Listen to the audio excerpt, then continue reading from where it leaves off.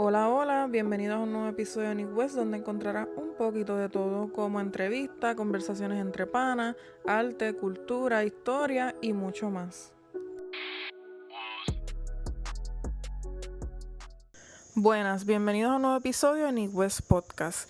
Antes de comenzar el episodio oficial, quería hacer esta grabación como explicativa de qué se basa el episodio, con quién estoy haciendo el episodio y cuál es el concepto, ¿verdad?, de todo lo que van a escuchar próximo. El episodio lo grabamos en el Día de Acción de Gracias del 2024, en casa de mi abuela, en Puerto Hermina, San José, en el pueblo de Quebradillas. Es el barrio y el lugar que me vio crecer y en donde pasé muchos buenos recuerdos. Y también es el barrio y el lugar donde mi familia de parte paterna se crió y pasó su infancia. En el episodio está Lisandro Pérez, que es mi tío, Ernie Pérez, que es mi otro tío, Ubaldo Pérez, que es mi papá, y falta Ismael Pérez, que es otro de los hermanos, son 4 hermanos en total, que pues todos ellos, ¿verdad?, vivieron en su tiempo en San José. Mi abuela, que todavía está viva, que ya pues ella tuvo su episodio, explica cómo ellos llegan a mudarse, ellos no toda la vida vivieron ahí. Entonces, nada, quería como que sacar este momento de sentarme con ellos y personalmente enriquecerme, ¿verdad?, de todo este conocimiento y todas estas historias que a veces si uno no pregunta no se entera. Y creo que es una buena adquisición para las personas que quieran conocer más de Quebradillas, más de San José, de Puerto Hermina. Y cualquier cosa que tengan duda, nos pueden preguntar. Yo, pues puedo hablar con ellos si tienen alguna otra duda, porque sé que hay muchas historias y mucho fuera de San José y en Quebradillas en general hay mucha historia que contar. Así que poco a poco eso es lo que estamos haciendo. Y ahora, para que escuchen la historia de Lisandro, Ernie y Ubaldo y toda la familia Pérez, lo que ellos van a contar. Gracias. Estoy en San José Quebradillas y es un episodio muy especial porque voy a presentar a 3 personas que son pues de mi familia paterna, incluyendo a mi papá. Así que el primero que van a escuchar es a mi papá. Cada uno se va a presentar, a decir su edad, nombre y de dónde son. Así que Buenas, buenas. Mi nombre es Ubaldo Pérez, tengo 56 años y natural soy de San José, en Puerto Hermina, Quebradillas, Puerto Rico. Mi nombre es Ernie Pérez, tengo 59 años y vivo actualmente en Camoy, pero soy aquí natural de Quebradilla, aquí al lado de Puerto Hermina. Lisandro Pérez, tengo 53 años, nacido y criado en el sector Jayuya del barrio San José, actualmente residente de Juana Díaz. yo quisiera que cada uno me hablara un poquito de su niñez. Aquí pues pueden tener más o menos una conversación, no tiene que ser uno primero o el otro después, de cuáles son sus primeros recuerdos en San José, que es donde estamos actualmente, en la casa de mi abuela y su mamá. ¿Cuáles fueron los primeros recuerdos que ustedes tuvieron aquí en San José? Bueno, aquí la crianza fue desde pequeño. Aquí nos forjamos, como quien dice. Aquí aprendimos a todo lo que tiene que ver con crianza de animales, coger bicicleta, surfear. Teníamos toda la disposición de nosotros cuando éramos jóvenes, porque no había teléfono, no había computadora, no había nada. Todo se tenía que hacer en el patio. Y de acuerdo a eso nosotros nos dedicamos a explorar el campo y hacer mil cosas en el transcurso de la entrevista van a escuchar todas las cosas en que nosotros pudimos explorar y aprender y hacer. Bueno, nosotros tenemos la dicha de que digo dicha porque tuvimos que aprender por nosotros mismos porque como dijo mi hermano, aquí no existía ni los videos, no existía ni YouTube, ni Facebook, no existía internet, no existía teléfono, celulares, no había nada. Había que hacer algo con nosotros mismos y desde pequeño pues aprendimos entre nosotros a correr bicicleta, a caminar por el campo, a descubrir las cuevas, a descubrir las plantas, las aves. Inventábamos, teníamos que inventar porque de alguna manera había que pasar el tiempo. Sí, añadiendo un poco lo que han dicho mis hermanos, lo que me gustaría resaltar es la parte también que tenían nuestras responsabilidades. En la casa había responsabilidades, había animales que alimentar, había un patio que mantener. Pero que aparte de esas responsabilidades, pues sí, tuvimos una niñez, eh, yo digo, libre de tecnología, lo que nos permitió hacer muchas cosas que hoy en día, pues, como van a escuchar en este podcast, pues ahora no se practican. Cuando yo me puse a ver las fotos con mamá Aida, me da un sentimiento de como que, ¿verdad? Yo tengo 25 años. So, esas fotos yo las vi y se veía como lo que nosotros ahora los jóvenes estamos tratando de, vamos a decir, replicar o traer de vuelta. Que si los posters, que si las tablas de surfing, que si las patinetas, todo lo que son los deportes extremos. ¿Cómo eso formó parte para la vida de ustedes en el crecimiento aquí, viviendo al lado de la playa, luego más allá cuando se hace el skate park o esas cosas así? Es bien diferente, es una crianza bien diferente, tal vez uno criarse en el pueblo o criarse en otro lugar. ¿Cómo ustedes creen que el vivir aquí marcó el tener acceso a estos diferentes lugares que mucha gente no tuvo acceso cuando joven? Para nosotros es una bendición, eso es una dicha. Nosotros pudimos ver cómo el tiempo va cambiando el sistema donde nosotros vivimos. Nosotros pudimos ver las ruinas del puente de la Bellaca en ruinas, sin estar el puente hecho. A los comienzos de nuestra edad, pues nosotros íbamos era el sitio de explorar nosotros. Entrábamos, bajábamos por el puente, por las ruinas, y llegamos a la playa, que había un sitio donde se recogía agua, que era el Mago. Y de ahí eso era desde niños, ¿sabes? Nosotros nos bajamos de los 7 años, 8 años, 10 años, ya iba en adelante, ya nosotros corríamos todo ese monte solo. Y de ahí aprendimos a correr bicicleta, skateboard, nos daban nuestros papás, pues tuvimos la dicha de que nos compraban las cosas para bicicleta, skate, para que nos manteniéramos entretenidos en lo que ellos llegaban de los trabajos. Eso, nosotros estamos en un lugar bien privilegiado porque estábamos rodeados de muchas cosas. Teníamos campos, teníamos playa, disfrutábamos mucho del campo. Nosotros sabíamos salir todo el día y alimentarnos de quenepas, de guineo, de mamey, de lo que encontráramos. Y caco nos encontrábamos, uvas de playa. Cuando no, nos íbamos hasta a pescar con los hilos que dejaban los pescadores en la orilla de la playa. Cuando no nos íbamos para las cuevas, cuando nos matábamos 2 o 3 patos porque criábamos patos aquí, los cogíamos pichoncitos, los picábamos y nos los llevábamos en los anafres que se hacían con las latas de galletas.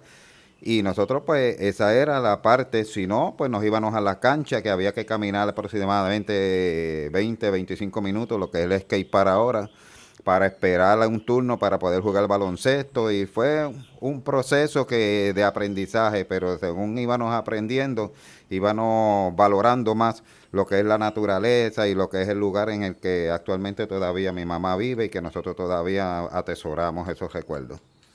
Que sí, pues recalcando eso, que en ese tiempo pues crecimos básicamente sin tecnología y eso nos permitió tener mucha más interacción con la comunidad, con las personas del barrio, cada vez que queremos hacer algún invento, digamos algún carrito de madera para tirarnos por la carretera o este tipo de cosas, pues obviamente tenemos que recurrir a las personas de la comunidad, a nuestros padres que nos ayudaran y eso la creatividad estaba al máximo, porque nos pasábamos pensando que podemos inventar para divertirnos, para pasarla bien.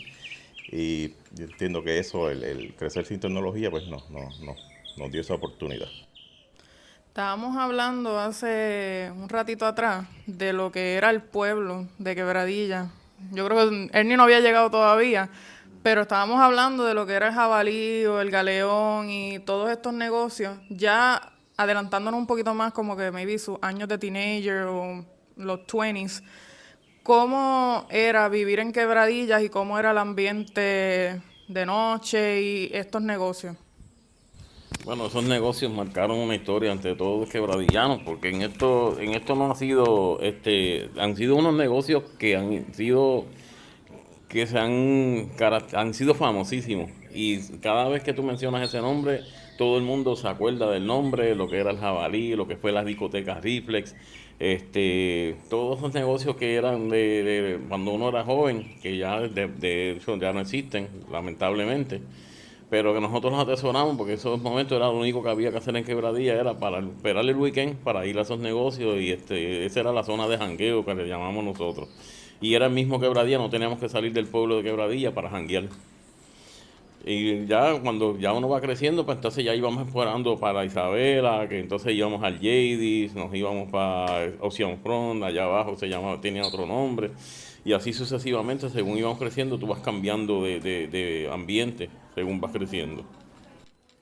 Sí, yo atesoro mucho porque para el tiempo que nosotros nos criábamos no existía Plaza Atlántico, no existía Plaza del Norte, no existía Plaza Isabela, ninguno de esos moles existía, pues por lo tanto los pueblos por lo general tenían básicamente de todo, donde comprar los uniformes para la escuela, los zapatos, las zapatillas, las cosas de deporte, como si iban a jugar pelota, donde iban a comprar los bates, donde iban a comprar las pelotas, los guantes, si eran baloncesto, donde conseguíamos las bolas de baloncesto y todo lo había en los pueblos, por lo general habían, cuando no, iban a los pueblos más cercanos, Isabela en este caso, Arecibo, y todo eran cascos de pueblos. Eso de los moles son ahora, pero eso antes no existía, pues entonces teníamos que llegar hasta ahí. Y volviendo a lo del jabalí, en el jabalí yo conocí muchos deportistas famosísimos, Igor González cuando estaba en su época, venía el jabalí, Marco Stuart, Víctor Manuel, toda esa gente venían en su juventud, venían y compartían en el jabalí y pues compartían con todos los que estaban allí y son parte importante de lo que fue el casco del pueblo Quebradilla en aquel entonces, la plaza pública cuando eran antes, que habían unos árboles grandísimos, había mucha sombra, habían bancos, se pasaba muy bien, las fiestas patronales siempre se hacían en la plaza y todo eso, y la plaza era bien pequeña y aquello se llenaba, pero ni modo, había que trabajar con eso, pero fue bien interesante y bien ameno lo que nosotros pasamos en esa juventud para aquel entonces. Sí, abundando un poco, otro lugar icónico de Quebradillas lo fue lo que es el cine San José. Yo entiendo que fue un poco antes de lo que fue el Jabalí, pero menciono el cine porque era un punto de reunión los fines de semana. Muchos de los jóvenes llegábamos al cine cuando había un estreno de una película. Entonces yo me acuerdo, iba en bicicleta, en ese tiempo no tenía ni licencia ni carro, pues en bicicleta uno iba al cine y compartía allí. Usualmente se acababa la película y uno se quedaba en el pueblo. Actividades como la noche de Halloween, que usualmente nosotros desde aquí, desde San José, pues uno se disfrazaba con lo que encontrara, lo que encontráramos por ahí. Y se iba caminando uno para el pueblo, era que se iba caminando para el pueblo disfrazado hasta que llegábamos al pueblo. Exactamente. Y otra dicha que tuvimos fue que el abuelo de nosotros vivía cerca del pueblo, que nosotros nos íbamos, que la estoy diciendo Lisandro, nos íbamos en bicicleta, las bicicletas dejamos en casa de mi abuelo. Entonces veíamos la película, recogíamos la bicicleta en casa de mi abuelo y regresábamos para la casa de noche en bicicleta. Que eso no había transportación, no había nada, y eso te ibas caminando desde el pueblo hasta tu casa, que eran por lo menos, yo creo como 5 millas, 45 minutos caminando, que no había eso de que si papi te va a buscar, que si mami te va a buscar, no, eso te vas caminando, tú se fuiste, tú regresas, así se trabajaba antes. Y en esos momentos uno se sentía bien seguro, o sea, la seguridad no era una preocupación, porque básicamente muchos de los que nos criamos juntos, pues hacíamos lo mismo y fue, o sea, era bastante sano. Otra cosa que puedo añadir es que nosotros tuvimos la dicha que mi papá era bien reconocido porque tenía el grupo de música Tagua 77 y cada vez que alguien nos veía, nos reconocía, nos daba pon y dice, tú eres el hijo de Mejo, porque a mi papá le decían mexicano, no sé por qué, será por la manera de él gesticular el idioma. Pero le decían, tú eres el hijo de Mejo, sí, soy el hijo, vente, yo te llevo. Y nos llevaban porque lo conocían, mi papá lo conocía mucha gente porque tenía esa agrupación y siempre tenía algo, le hablaban a alguien a papi y ya papi sabía quién era y tuvimos esa oportunidad de que, pues, que nos dimos a conocer por parte de papi también.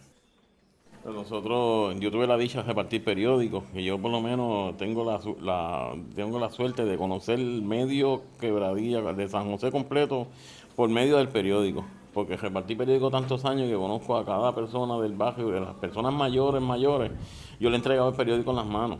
¿sabes? Y eso todos los sábados iba y los saludaba, le cobraba el periódico y así sucesivamente. Y conocía a mucha gente de aquí del barrio.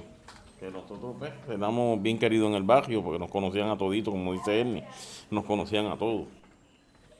Eso era otra de las cosas que no existía con la tecnología de ahora, el periódico. El periódico se compraba para leer la noticia que había pasado el día anterior. Y pues, tanto Ubaldo como mi hermano Ismael, que tampoco estaba, que no está aquí en este momento, pero también participó de las repartidas de periódicos y de todas esas actividades. Siempre estábamos juntos inventando. Fuimos 4 varones, no hubo mujeres en nuestra familia inmediata, pero pues entre todos tuvimos que compartir, peleamos, eso salía, nosotros hacíamos de todo, pero pudimos subsistir, crear la tolerancia, que es bien importante, lo que ahora no se consigue, que pudimos hacer tolerancia con los demás. Nosotros teníamos nuestros primos también que estaban juntos, los vecinos, incluyendo mujeres, que eso nos íbamos para el campo todo, y eso nunca existía esa malicia, esa cosa, nosotros íbamos y veníamos. Y era algo que creo que se está perdiendo porque no se está socializando como se socializaba antes. Ahora todo se socializa tecnológicamente y no se está socializando físicamente, que es lo que necesitamos. Cuando una persona necesita que una ayuda física, no necesariamente tecnológicamente, porque tecnológicamente no llega. Sí, por ejemplo, citar un ejemplo específico, habían torneos de baloncesto en el barrio, que le llamaban los torneos, los equipos eran por colores, o sea, cada equipo era un color y eran entre personas que vivían en el barrio, o a veces también se invitaban jugadores de otros barrios, y era algo que era por lo menos los dirigentes, era algo completamente voluntario, que se organizaba, aquí no había intervención. Eran del barrio todos, eran del barrio, casi era bien difícil que fueran fuera del barrio, las personas que venían eran contados, porque eran casi todos los integrantes de los equipos eran del barrio mismo. Sí, que eran actividades que envolvían a casi toda la juventud que vivía en ese momento en el barrio, en actividades de atléticas, que es algo que entiendo que se ve ahora, pero Y depende nosotros mucho tenemos la más. dicha que tenemos primos que salieron atletas elite. Nosotros tenemos a Toño Peja, que le dicen Toño Peja, pero es Juan Antonio Vélez, que era campeón en Pértiga. Y tenemos a Alberto Medina, que era caminata atlética, y participó en los Juegos Olímpicos y todo. Ese Alberto está en Estados Unidos, que próximamente vendrá a Puerto Rico. Ese es primo hermano de nosotros. Entonces otra cosa que te iba a redactar era que de nosotros aquí cuando pequeños aprovechábamos los días de lluvia, era lo mejor que venía, porque venía un cogentón bajando la cuesta y nosotros nos bañábamos una charca que había al frente de mi casa y nos tirábamos en la charca, a darle en la charca porque se llenaba hasta el tope cuando llovía y todos nos tirábamos del palo almendra a tirarnos en la charca, todos. Íbamos todos, los 4, a tirarnos allí. Y se iba Miguel, se iba Javier, se iba Berto, todos nos íbamos a tirar allí, que eso era lo mejor que había. Y que esperar que lloviera para que se llenara la charca para tirarnos en la piscina. Esa era la piscina de nosotros, hace tiempo. Ahora, yendo por edad, ya cuando ustedes estaban en high school y van pensando individualmente qué es lo que les interesa, qué es lo que quieren estudiar, qué es lo más que está como que llamándoles la atención, ¿cómo cada uno de ustedes elige la profesión que van ejerciendo? A mí fue un misterio. A mí, aquí había mi papá tenía una uva que se llamaba, era del American Motor, se llamaba una Hornet. Y esa uva se le dañaba mucho la transmisión. Entonces mi tío era mecánico en la Autoridad de Energía Eléctrica, que se llama Juan J. Medina, que es hermano de mi mamá. Y mi papá me mandaba a arreglar la uva porque mi tío era muy grueso y no cabía debajo de la guagua. Entonces me mandaban a mí, que yo era flaco, para meterme bajo la uva para poder ayudarle a sacar la transmisión, porque se dañaba la transmisión. ¿Qué pasa? En esos indicios, tengo 16 años, 15 años, me mandaban a bregar con eso me abrió las puertas para ser lo que yo soy hoy. Entonces estudié ingeniería en tecnología electrónica, de ahí pasé a hacer en San Juan, me hice ingeniero en tecnología electrónica de los carros. Traté de buscar trabajo en las fábricas, no me dieron trabajo porque no tenía la experiencia para trabajar en las fábricas y no me dieron trabajo por la experiencia. Yo dije, pues como no me dieron el trabajo, pues entonces me voy a dedicar a lo que yo sé, que es la mecánica, y de ahí para adelante llevo 35 años haciendo el mismo trabajo de mecánico. Gracias a Dios, hasta el sol de hoy. Me va muy bien. Bueno, en mi caso, pues yo me gradué de la Juan Alejo de Arizmendi en el año 83. De ahí paso al UPRA, lo que es el UPRA ahora, antes era el CUTA, y empecé a estudiar química. Carrera que nunca se me dio porque nunca le vi intención a la carrera. Me fui a, me fui a trabajar porque me enamoré y quise tener mi familia y quise tener mis cosas.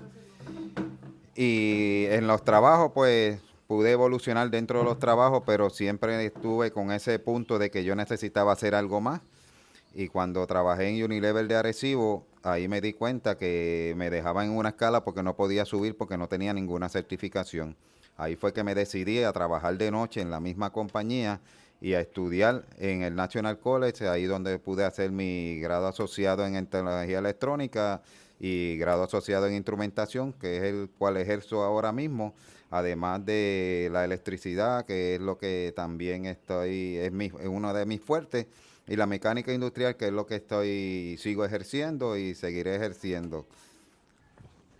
En mi caso, por mis tiempos de intermedia y high school, yo siempre fui parte de las juventudes 4H, de los clubes 4H, y pues me fue interesando la agricultura desde ese momento. También le agradezco a el que era agente agrícola en ese momento, a Ángel Luis Saavedra, que Dios lo tenga en la gloria, que entiendo que fue, o sea, no entiendo, fue mi mentor. Y desarrollé ese gusto por la agricultura. Una vez me graduó, me voy al Colegio Mayagüez, tengo mi grado en agronomía y suelo, y al momento de ya llevo más de 30 años ejerciendo la profesión. Yo quería preguntar un dato curioso que no sé, ¿verdad? Cómo estoy tratando de como que pensar qué pasaba a la misma vez que ustedes estaban en crecimiento, pero como que obviamente pues tenía que conocer más sobre los años y todo lo que estaba surgiendo. Pero yo creo que sí fue contemporáneo con ustedes lo que fue los Juegos Los Piratas y todo el crecimiento del equipo.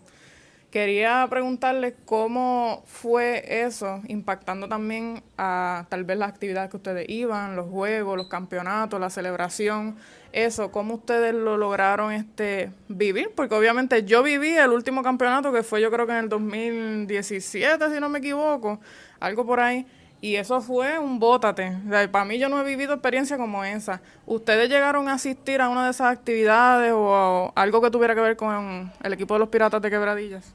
Pues, para serte honesto, el campeonato del 79, nosotros éramos chiquitos todos, y papi y mami nos llevaron y nos pusieron atrás de la baranda de la iglesia, porque la celebración era tan grande en el 79 que como nosotros éramos pequeños, no podíamos pasar para que no nos perdiéramos, pues nos tenían agarrado de la mano mami y papi, y nosotros estábamos atrás de la baranda de la iglesia celebrando el campeonato del 79, nosotros éramos pequeños. Nos estábamos celebrando, pero nosotros pues, no entendíamos la celebración porque estábamos pequeños. Pero sí estuvimos en el 79 detrás de la baranda de la Iglesia Católica celebrando el campeonato del 79 de los Piratas. Sí, eso del juego de los piratas siempre era una actividad de pueblo porque se terminaba, ganara o perdieran los piratas, siempre estábamos en el pueblo, siempre estábamos compartiendo. La época dorada de los piratas cuando eran Raymond Dalmán, cuando eran Estalín, Héctor Cora, César Fantauzzi, Manny Figueroa, Steve Dalmao, Tony Babín, bueno, le puedo mencionar todo lo que era la crema de aquel entonces del baloncesto. Nosotros jangueábamos con Fantauci en el pueblo. Cogíamos bicicleta y Fantauci estaba sentado en los bleachers de la plaza y se ponía a relajar con nosotros haciéndole trucos y cosas en la bicicleta y siempre estábamos con él en la plaza con Fantauci. Era uno de los íconos de Quebradilla. Fantauci era un tipo que se quería mucho en el pueblo y siempre estaba en el pueblo. Cuando nosotros estábamos cogiendo bicicleta en el pueblo, nosotros pasamos el día en el pueblo cogiendo bicicleta. Eso fue para los 14, 15, 16 años. Todos los días nosotros estábamos en el pueblo porque cogíamos bicicleta en el tosquero, bajamos para el pueblo, nosotros entre todos hacíamos un menudo y el menú era comprarse una libra de pan, que eso jamás en la vida lo vas a conseguir como ahora, era un pesito, cada vez él ponía 5 chavos para de esto de jamón picado, 1 libra, jamón picado, y ya se el almuerzo nosotros y seguíamos cogiendo bicicleta por ahí para abajo. Lo mismo cuando estábamos surfeando, ya a los 16, me quedé surfeando desde los 16 hasta los 22 años, porque ya a los 22 ya yo me fui a estudiar para Manatí, tuve que dejar de surfing porque me quitaba mucho tiempo de los estudios y tuve que cancelar, ya no pude surfear más nada para poder seguir estudiando porque si no me iba a colgar. Me dijeron que cortabas clases. Y hacía todo, me cortaba clases y todo, por eso era que me iba a colgar, porque me iba para la playa y se olvidaban los estudios, me iba. Recuerda que el surfing te quita, el estrés te quita todo, y estás 6 horas metido dentro del agua y no sientes nada. Eso es lo mejor de la vida, eso es lo mejor que me ha pasado a mí. También estamos, pues vamos a cambiar un poquito el tema, lo de los piratas. También nosotros hacíamos nuestras maldades. Yo me acuerdo a Waldo cuando le pusimos una bolsa de papel por el callejón. Este callejón no tenía alambre de púa, eran mallas, que era una planta que tenía unas espinas curvas. Todo ese callejón de nosotros, eso no estaba embreado, era tierra. Y le pusimos una bolsa de papel y Waldo siguió. Nosotros no le dijimos nada, pues chiquitos al fin, no sabíamos cuál era la consecuencia. Waldo ha caído dentro de las mallas y se ha llenado todo de espinas, que tuvo que venir donde mami a sacarle espina por espina.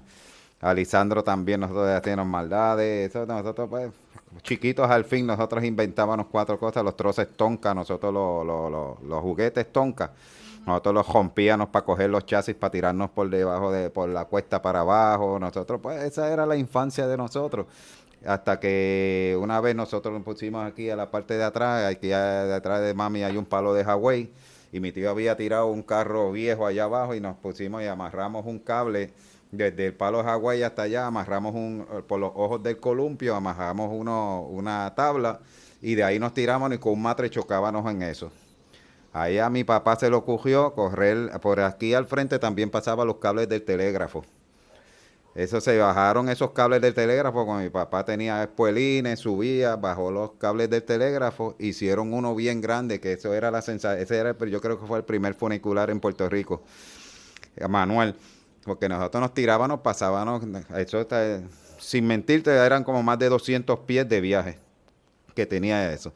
Y nos tirábamos de ese palo de roble y bajábamos hasta allá abajo y ese lo construyó mi papá junto con mi tío Manuel, que fueron los que se pusieron a hacer el invento para que nosotros nos entretuviéramos. Y eso cada vez que salíamos temprano de la escuela venían todas las amistades, los primos, todo el mundo venía aquí a tirarnos en el funicular. Esa era una de las diversiones que nosotros teníamos, a pesar de las bicicletas, en BMX, cuando Waldo e Ismael eran unos caballotes en BMX. Me acuerdo del equipo Los Pájaros que había en Quebradilla, que lo dirigía Tito Cordero, que Dios lo tenga en la gloria, que hizo mucho por ese deporte del ciclismo en Quebradilla. Y te podría seguir mencionando un montón de cosas porque, como te digo, como no había tecnología, que es lo que hemos mencionado, pues tenían que buscar alternativas, pero gracias a Dios habían personas adultas en aquel entonces que sí se interesaban en la juventud y siempre ponían su voluntariado, porque era voluntario, ellos no se ganaban nada con eso todo voluntario, pues trabajaban para que por lo menos nosotros nos levantáramos y pudiéramos desarrollar algo. Sí. Quería, volviendo un poco al tema de los piratas, sí, los piratas de esa época en realidad eran nuestros ídolos. Ese equipo de Raymond, Néstor Cora, Nestalí, Fantauci, eran unos ídolos. Y esto ya es más opinión personal, pero yo creo que en ese momento había más identidad de los jugadores con el pueblo. Pero en ese momento, por darte un ejemplo, uno se puede imaginar Raymond Dalmau jugando para otro equipo que no fuese Quebradilla. Y yo entiendo que en los mismos jugadores tú veías esa identidad con el pueblo, que como mencionan mis hermanos, Fantauci se involucraba con el pueblo, básicamente todos los jugadores, que es por lo menos lo que yo veo que es un poco diferente. Eran del pueblo, los jugadores eran del pueblo, no se cambiaban, los jugadores no se cambiaban, vivían aquí, hicieron su vida aquí, los hijos son de aquí, porque los hijos de Raymond están aquí, el hijo de Nestalí está aquí. Los hijos de Tony Babín son de aquí, ¿sabes? Son personas que se criaron aquí, se quedaron aquí en Quebradilla. No había cambio, eso no existía, los cambios así, que se había cambiado un jugador para allá, no, eso es lo que cambio. Sí, y jugadores nativos de Quebradilla, lo mismo, ¿sabes? Uno no podía verlos jugando para otro equipo, en el caso de Quiliqui Marichal, el Cano. Eso. Era impresionante verlos cuando nosotros llegábamos temprano a la cancha. cuando llegaban los jugadores del otro equipo, lo impresionante que te pasaban por el lado, esos jugadores bien grandes te pasaban por el lado y ya, carajo, ¿quién viene a jugar hoy? Luego Escogea, Rolando Fraser, Mario Borler, esos tipos eran gigantes, te pasaban por el lado, tú parece que uno chiquitito, acuérdate, uno estaba pequeño, y veía esos tipos así pasando por el lado de 7 pies, por el lado de uno, y dices, anda, carajo, con lo que van a jugar hoy, fíjate, ven a Jerome Mincy, que parece un mulo así bien grande. Te pasaban por el lado y te decía, válgame Dios, con lo que se van a enfrentar hoy. Así era, y cuando venía Piculín con San Germán, que aquello era inmenso, el Concord, imagínate, el nombre lo tiene, el Concord, era un jugador gigante, ¿sabes? Que tú dices, pues, y se gozaba, se pasaba bien, porque en la misma cancha de Pedro Hernández, ya cada cual tenía su espacio. Estaba la gente seria en un lado, los muchachos jóvenes en un lado, las personas que venían a ver el juego, los que iban del otro equipo en el otro lado. Ya esa cancha estaba situada, las personas que se iban a sentar. ¿Y dónde se van a sentar? Tú conseguías a la persona porque ya tú sabías dónde se iban a sentar las personas. Imagínate si se conocía el pueblo, que las personas tú ibas a buscar y ya sabías dónde estaban sentados porque se sentaban en el mismo sitio. Ya ese grupo estaba por grupo, la cancha era por grupo. Y ya la gente se conocía por grupo. También te quiero añadir que los inicios del Combo Pirata, que fueron con la high school. Para aquel entonces estaba, que lo vemos mucho, a Noel el Caminante, que toca güiro con cuanto jíbaro hay por ahí, pues él está tocando güiro, estaba Eliud Velázquez, Juan Luis, toda esa gente. Fueron en inicio, fueron cuando empezaron en el cuarto año que se hacían los equipos y Quebradilla tenía un equipo brutal para ese entonces, estamos hablando del 83, 82. Pues en ese entonces se creó esas bandas porque íbamos a las canchas a tocar y como estaban tocando y desde ahí entonces quisieron hacer lo mismo con los piratas, con el equipo de los piratas y le dieron un VIP al combo pirata y se creó el combo pirata y ya es casi una leyenda, como digo yo, como para que todo el tiempo esté el combo pirata animando y gritando defense y tocando y es una que empezó entre los 80, empezó toda esa jugada, yo creo que del 79 para acá, pero empezó con la High School de Quebradilla, que fue una de las escuelas que desarrolló muchos jugadores cuando era la Juan Alejo Arizmendi, porque la High Nueva no existía para aquel entonces tampoco. Todos los barrios, todas las intermedias del barrio tenían que llegar a la High. Ahí es que nos conocían todos los estudiantes, todo Quebradilla nos conocían cuando llegábamos a la High porque todos nos uníamos ahí. Era una sola. ¿Se acuerda el interlocking? Había un grupo que entraba por la mañana, otro grupo que entraba por la tarde. De tanto estudiantes que había, que tuvieron que hacerlo así, dividirlo entre la mañana y la tarde porque eran muchos estudiantes. Entonces otra cosa que te quiero acordar es que no lo recalcamos y nosotros fuimos batuteros. Nosotros tocamos en la banda de las batuteras de Quebradilla que no existen. Se llamaban las Bucaneras de Quebradilla. Las Bucaneras. Eso, si buscas la historia, la hizo, ¿cómo se llamaba la señora que hizo? Que era la dueña de que era de una hacienda que había al lado de la misma iglesia, de la casa alcaldía, justamente al lado había una tienda de ropa. Y mercancía en general. Teresita Burler se llamaba. Sí, esa señora fue la que creó las batuteras de Quebradilla y las mantenía al día. Nosotros fuimos músicos. Él ni tocaba la trompeta, yo tocaba la lira, toqué el clarinete. No sé quién más puso. Estaba Ismael también, pero había muchos. Junito, Eliud también participó ahí, John Roca. Eliud, John Roca, Jimmy, Saúl Medina, éramos una banda bien grande y éramos bien reconocidos en Puerto Rico. Cuando se hacían esos shows de batuteras, había que coger un estadio para poder hacer el show de las batuteras y siempre se habían esas premiaciones y Quebradilla siempre salía uno de los primeros, siempre. ¿Y participaban de los carnavales? Y las batuteras sí, no eran carnavales, eran unos festivales de batuteras, porque había muchos pueblos que tenían batuteras y se hacían festivales de batuteras, eran festivales. Entonces iban, tú veías todas esas bandas de los mejores bailes, las mejores músicas, los mejores de esto, como se hace en Estados Unidos con las bandas de las universidades, pero eran batuteras como tal. Entonces no éramos que los que llamamos la música. Hasta que la señora tuvo problemas, se enfermó la señora y ya entonces ya se rompió la banda y no se volvió a crear. Nadie se hizo cargo de las batuteras, por eso que no existen las batuteras hoy día.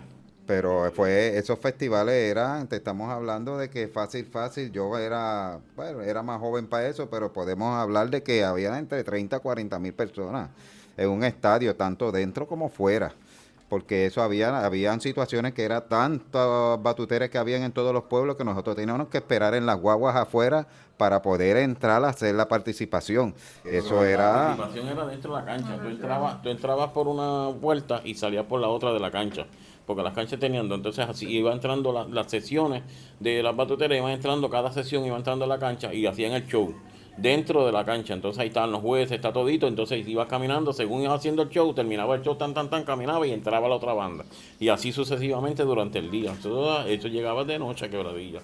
Cada vez que salía fuera del pueblo. Y el alcalde, Rafael Pérez Santalí, que Dios tenga la gloria, él tuvo que ver mucho en eso porque él proveía la transportación y todo del municipio.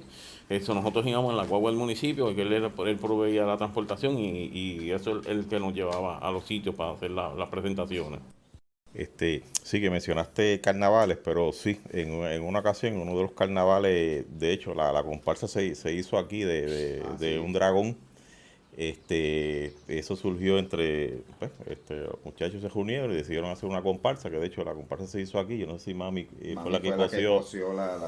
Mami Y, cosió y en uno de los carnavales, bueno, la atracción fue tanta que precisamente luego era el carnaval de Ponce y esa comparsa participó en el carnaval de Ponce y el alcalde en ese momento también proveyó transportación y demás. Pues representamos a Quebradillas en el carnaval de Ponce, una comparsa literalmente hecha por los jóvenes de ese momento. O sea, recibimos ayuda de los adultos, pero fue el grupo de jóvenes que hicieron la comparsa.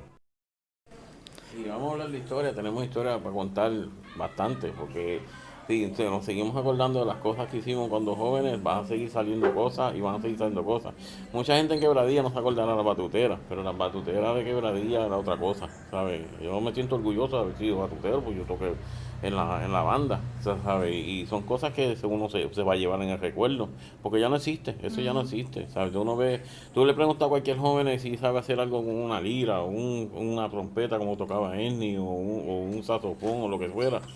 No te dicen que no saben. Y no era fácil, hay que darle crédito a los padres también, porque los padres iban a llevarnos a las prácticas. El padre que no podía ir, se hablaba para que fuera a buscar a la muchacha si era batutera o al muchacho si participaba en la banda. Y había que hacer, y eran 2 y 3 prácticas semanales cuando había que hacerlas, si había una actividad cerca, y si no, pues era 1 o 2 prácticas por semana. Y te había que darle crédito también a nuestros papás porque también fueron parte de eso, porque hubo un momento que eran 40 batuteras y éramos casi 20 músicos en la banda, que éramos un grupo grande, eran casi teníamos que llenar 2 guaguas para poder llegar nosotros a los festivales. Hablando un poco de eso mismo, de los padres y que pues ya todos ustedes son padres, ya todos ustedes han criado. Yo quisiera que me mencionaran cómo todo esto que ustedes están contando, toda esta experiencia, todo lo que han vivido, qué son cosas que ustedes sienten que marcaron a la crianza que ustedes le dieron a sus hijos. ¿Qué son cosas que ustedes dicen, tal vez lo vi de mis papás o tal vez el yo tener una infancia y una juventud tan libre, que yo exploré tanto? ¿Qué fue algo que ustedes entienden que le delegaron y fue una manera de ustedes enseñarle a sus hijos? Bueno, en mi caso, yo soy fuerte en diferentes aspectos porque el viejo mío lo que me enseñó fue a ganármelo a trabajar. Él nos dio los animales, nos puso a trabajar con los animales, nos dio obligaciones con los animales. Él nos enseñó a trabajar, a ganar lo de nosotros por nosotros mismos. Eso fue lo que me enseñó mi papá. ¿Y qué pasa? Yo traté eres mi hija y tú sabes que yo he sido fuerte en cuestión de los aspectos de cuanto que yo quiero que tú seas buena, que seas trabajadora, que si esto, eso me lo inculcó mi papá, ¿sabes? La parte esa de ser fuerte y ser fuerte con eso, que ser responsable y que seas fuerte y que seas responsable, eso lo saqué yo de mi papá. Eso fue. Bueno, y yo quiero añadir que obviamente el estilo de enseñanza tuyo de deportes extremos todo eso, que son aspectos que yo me imagino que como tú tuviste una infancia donde tú tuviste tanta libertad de probar tantos deportes y tantas cosas, no era muy normal que a una nena chiquita pues estuviera pues dándole a explorar esos deportes y creo que fue parte también y no, ¿sabes? Me encanta, pero... Gracias a Dios, a los 3 años ya tú cogías motora. A los 3 añitos ya tenía una motora y tenía un uniformito y guiaba la motora a los 3 años. Ninguna nena a los 3 años de eso. Y ya tú hacías todo eso a los 3 años. ¿Y tú, Bernie? Bueno, en mi caso, pues es el ejemplo que me dio papi. Papi, me acuerdo una vez hablando conmigo, pues le decía, mira, aquí dinero no tengo porque somos muchos, pero lo que te puedo dar es disciplina y educación. Y ahí fue que nos dirigimos, tuvimos que luchar por nosotros mismos, pero luchamos por nosotros mismos porque eso fue lo que se nos enseñó. Y por este ejemplo es lo que trato de, porque nadie aprende por cabeza ajena. Eso es lo que trato de que capten mis hijos. Gracias a Dios tengo mis 3 hijos y mis 3 hijos pues ya están trabajando y están alineados. Pero lo que quiero ver es el ejemplo, yo estudié después de viejo, ya mis hijos estaban grandes cuando yo me decidí a estudiar. Le doy el ejemplo, mira, no pude hacerlo cuando lo pude hacer, cuando papi me podía ayudar no lo pude hacer, tuve que hacerlo después con mis chavos de bolsillo, tuve que entonces aprender a hacerlo. Pero no fue un obstáculo para lograr lo que quería, todo se puede lograr. Tienes que hacer un balance con tu vida y dejarle, hay que soltar algunas cosas para poder hacer las otras, no se pueden hacer todas a la misma vez. Tienes que empezar y hacer tener prioridades en lo que vas a hacer. Y eso es lo que trato de enseñarle. Yo no fui muy deportista, yo fui más músico que deportista. Pero siempre me gustaba jugar baloncesto y esas cosas, pero a mis hijos siempre traté, yo los llevé a jugar pelota, los puse en equipos de baloncesto, traté de llevarlos también en un ambiente, pero da la casualidad de que cuando yo empecé a criar mis hijos y vino el cambio ese de la tecnología. Empezó a ver el cambio y ya habían otras prioridades y entonces teníamos que hacer un balance porque ya la crianza de ahora con tecnología no es la misma de antes que había sin tecnología. Antes papi no hacíamos una cosa, papi nos iba a buscarla allá arriba, a la cancha. Mira, no hicieron esto, teníamos que dejar lo que estábamos haciendo y tenían que venir a hacer lo que decía papi. Si no, ya tú sabes lo que es. Papi estuviera preso ahora mismo si fuera por los castigos que nos daban. Pero no me arrepiento de lo que hizo. Nunca me voy a arrepentir porque logró enderezarnos y logró hacer lo que se supone que hiciera un papá, enderezar a sus hijos y llevarlos a que aprendieran a hacer las cosas, no a darle todo, a que aprendan a hacer sus cosas, que consigan lo que necesitan. Y eso lo aprendimos de ellos, tanto de papi como de mami, claro que. Sí, antes de comenzar, como dato curioso, pues con nosotros, cuando teníamos la oportunidad de estar jugando en la calle, con los amigos del barrio y demás, obviamente mi papá y mi mamá ambos pitaban duro. Cuando uno escuchaba ese pito, se acabó el juego, había que regresar para casa sin salir corriendo. O sea, uno escuchaba el pito y seguía. Pero, pues trayendo eso, pues prácticamente esa parte de respeto, de No había teléfono, no responsabilidad. había nada, era escuchar ese pito. Entonces Ico, el tío mío, también pitaba. Que si pitaba mami, también Ico pitaba, porque también estaban los primos nosotros juntos con nosotros, estábamos todos juntos. Oíamos el pito, sabía que el pito era para todo el mundo, porque era de noche, ya eran 6:00 de la tarde, estaba oscureciendo y todo ese revolú. No decía más que oír el pito ese y todo el mundo salir cogiendo para las casas que se acabó el juego, vámonos. Sí, pues eso, pero pues, para el tiempo que nos criamos nosotros, yo entiendo que la cultura era un poco diferente. El padre era más el proveedor y pues la madre la que estaba, pues, más en este caso, más con nosotros, la que nos llevaba a muchos sitios, pero papi siempre estaba ahí pues como proveedor. Eso a diferencia tal vez de ahora, nosotros como padres, los padres modernos, pues que tratamos de ser padres más presentes, para hablar más con nuestros hijos, nuestras hijas, de sus problemas, sus situaciones. Pues yo entiendo que ha cambiado un poco esa parte. Obviamente también cuando nos reprendían, pues en momentos a nosotros, pues nos iban a reprender con lo que hubiese, si una antena, un machete, un palo escoba. Esa era de la manera que nos reprendían. Un pote de habichuelas o de salsa que nos tiraba. Le tiró un poco de habichuela a Ernie porque no hizo caso y lo cogió con la jodilla y lo vendió. Pero tenía una puntería.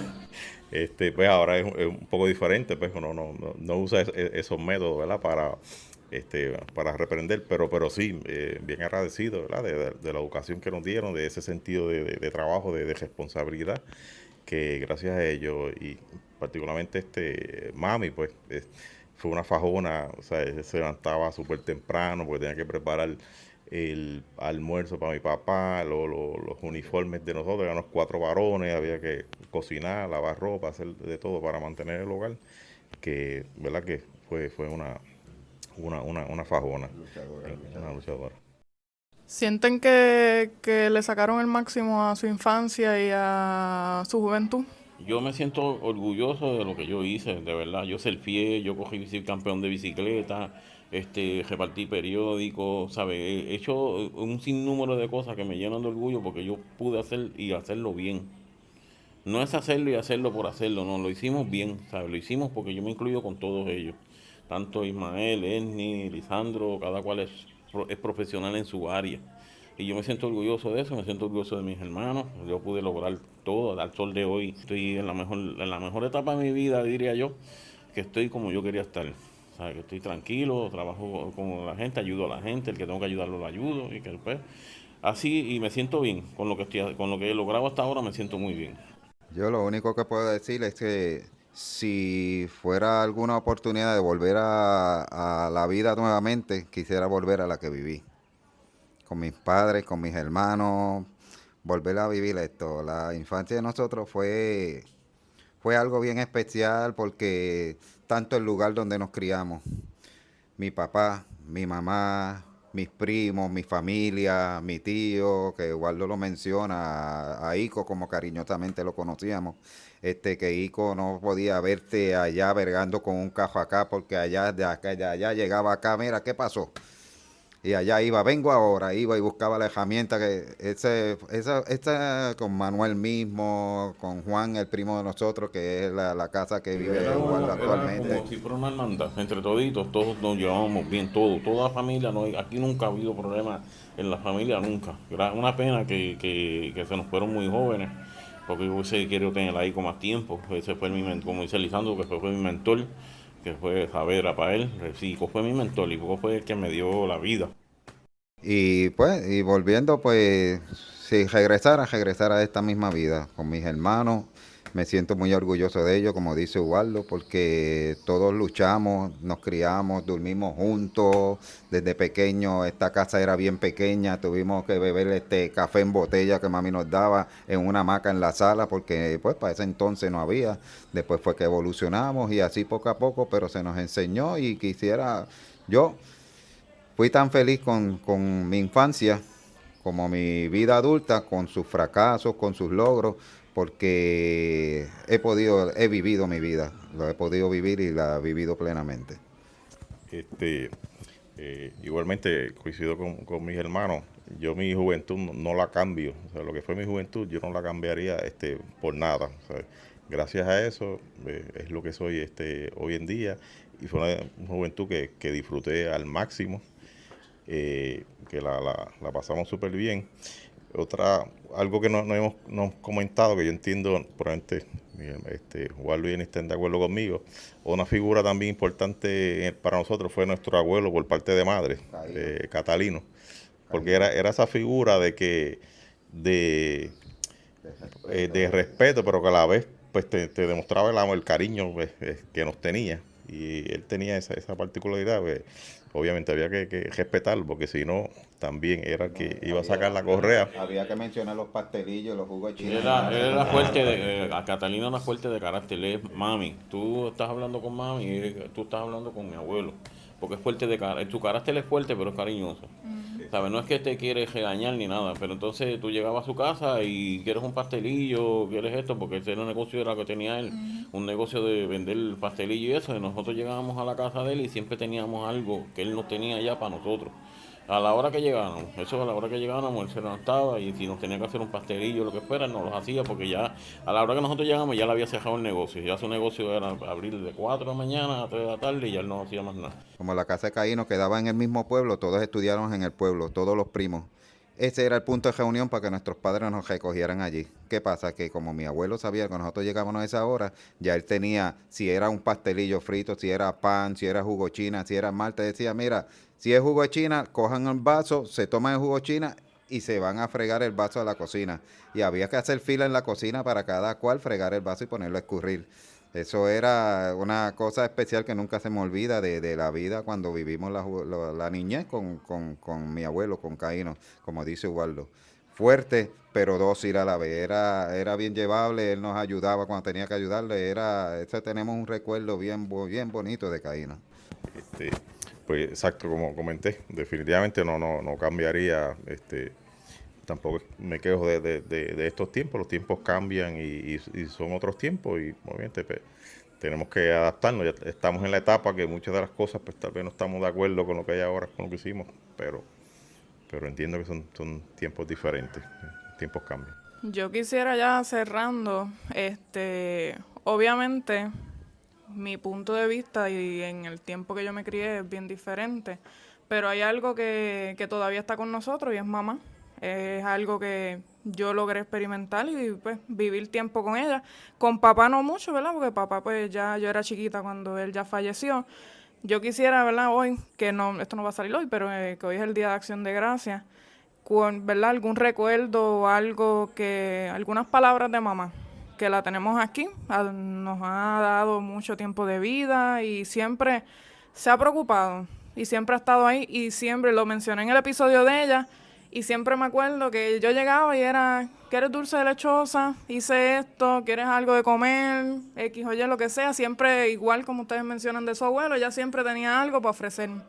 ¿Hay algo que quieran mencionar? Unas palabras sobre ella que está aquí con nosotros. Mami es bien, mami en su estar es silenciosa. Ella se siente orgullosa de sus hijos, pero no lo dice. ¿Entiendes? Mami es bien recatada para eso. Pero sí, cuando tú no estás al frente de ella, ella te lo dice. Ella está orgullosa de sus hijos, los hijos no tienen vicio, que no tienen esto, que te va a recalcar eso todo el tiempo, que salieron unos buenos hijos, que no fueron tan trabajadores y todo eso. Entonces, ella siempre fue fuerte de carácter. Mami no, mami fue empleada, mami fue encargada de comedor. Y según tú la veías en la fila del comedor, regañando a todos los que estaban en la fila que se querían colar, así mismo era con nosotros. Nosotros éramos un estudiante más. Nosotros no nos, que si vamos a colarnos, a mí me mandaba para la cola. Si yo me voy a colar, no, tú vas para lo último, para allá. Y te vas para allá a lo último. Y haber criado 4 hombres no será fácil tampoco. Tuvo que haber creado carácter. Estaba igual que fuéramos uno de afuera en la escuela. Y éramos igual que uno de la escuela. No éramos hijos de ella. Éramos otro estudiante más. En la escuela era fuerte, en su carácter era fuerte. Y aquí era otra cosa. Aquí entonces ella de esto los gustos también. Ella hacía su bizcocho, hacía su bistec, su de esto que tú quieres comer hoy, esto, lo otro. No, también de esto nos daba los gustos. También no era que era fuerte en todo el sentido de la palabra, no. Nosotros nos damos gusto y de verdad que nos damos gusto. Y papi siempre nos sacaba y nos llevaba a la quebrada, nos llevaba a comer a los restaurantes. Porque papi tenía muchas amistades. Y dice, nos vamos vamos a sacar el día hoy, vamos a ir a comer allí. Y nos llevaba a comer y eso. Bueno, mami te puedo decir que mami nunca ha tenido un no. Y te digo, la vida de mami no fue tan fácil porque mami tuvo que bregar con nosotros, especialmente con Ubaldo e Ismael, como eran con tantos deportes extremos. Ubaldo venía con una pelada, venía con una cortadura, ya Ismael venía con un brazo joto y para aquel entonces no había teléfono. Para aquel entonces tenían que ser de boca en boca hasta que llegara a una casa que había un teléfono de eso alámbrico para que pudieran llamar a mami donde estaba, para que entonces mami viniera y lo que llegaba al hospital porque ya habían vecinos que nos habían llevado ya al hospital hace rato. Pero nosotros nos buscábamos porque nos conocíamos y nos buscábamos. Pero mami, como dice Ubaldo, siempre fue fuerte, pero nunca vi un no de mami para nada. Necesito esto aún de adulto. Necesitamos algo y mami no lo puede dar, ya mami está un poquito, de su movilidad es más limitada, pero aún así ella está clarita y ella en lo que nos pueda ayudar nos ayuda. Ya ella dice, consejo no le puedo dar porque ya ustedes son grandes, pero siempre venimos, hablamos con ella y esas cosas y como dice Ubaldo, ella siente un orgullo extremo por nosotros. Y pues fue lo que ella nos inculcó, igual que papi. Mi papá era una persona, como dice Ubaldo, que conocía a tanta gente. Nosotros paseábamos la isla. Mi papá, mira, conocí un compañero de Ajunta, conocí un compañero de Morovi, conocí un compañero de Aguada, para allá iba. Y allá papi venía con la guagua cargada de guineo, ñames y cosas que le daban esa gente porque papi se daba a querer mucho para esos sitios. Y pues, gracias a Dios, tanto papi como mami, pues de esto, pero más mami es la que está más tiempo, pues mi papá pues ya falleció y lleva unos cuantos años, pero tenemos unos recuerdos bonitos, pero papi fue un carácter fuerte y lo quiero recalcar porque nosotros los varones pues sufrimos mucho de eso porque se nos designan la autoridad se le designa al varón. A veces el país llega a la casa a tratar de recibir un abrazo y lo que recibe son quejas y tiene que ponerse de mal humor para poder enderezar la familia y nunca recibió ese cariño que se necesitaba cuando pequeño. Y es algo que en ese entonces ahora se está cambiando porque ya ahora los dos trabajan y tienen que compartirse la autoridad, pero antes la tenía el papá. No, el papá a lo mejor nunca recibió ese acercamiento porque siempre era el poder cuando decía, deja que llegue tu país para que tú veas, y uno lo veía como el más malo. Cuando el papá lo que quería era recibir cariño, lo que recibiera era queja y había que ponerse en su sitio para poder educar a los hijos. Y son cosas que quiero recargar porque eso, pues, muchos jóvenes ahora quizás no lo vean, pero ahora yo de adulto sí lo veo.